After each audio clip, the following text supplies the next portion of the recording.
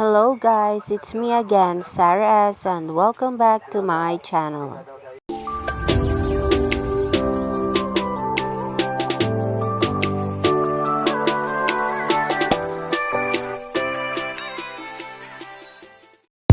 So for today's video ay gagawa tayo ng no-bake custard dessert. Gumamit ako dito ng fudgy bar. Pinati ko ito sa dalawa. Nilagay ko sa maliit na lalagyan ng salad. Ito ay magsiserve na base sa ating custard. So, all in all, nakagawa ko ng 20 pieces. Observation, mas masarap yung chocolate na fudgy bar kaysa yung ibang flavor. Pero nakadepende yan sa inyo kung ano ang iyong preferred flavors.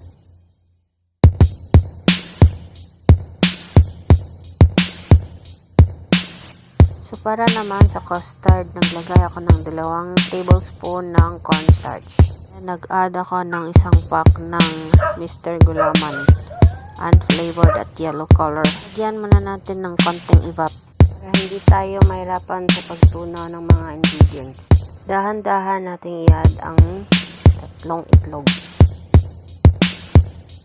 So, i-add na natin ang evaporated milk. Then, ang 1 latang condensed milk. Ay nang mabuti hanggang sa malipong ka. Dihan na ang kalan sa mahinang apoy lang. Continue stirring hanggang sa medium boiling. Isalin agad sa lalagyan. By the way, ang recipe nito ay ginaya ko kay Chef Eden.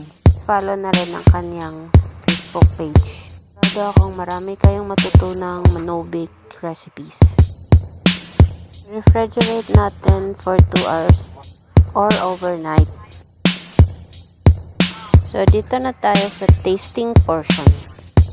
Medyo nahirapan ako sa pagkuha ng video kasi 1 hand lang tayo. Cam at 1 hand sa kutsara.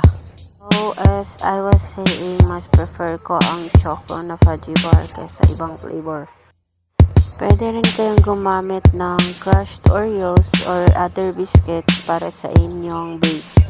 I-mix nyo lang with melted margarine or butter. So that's it for today's video. Thanks for watching. Don't forget to like, subscribe, and hit the bell button for more recipes. God bless everyone. See you on my next video. Bye.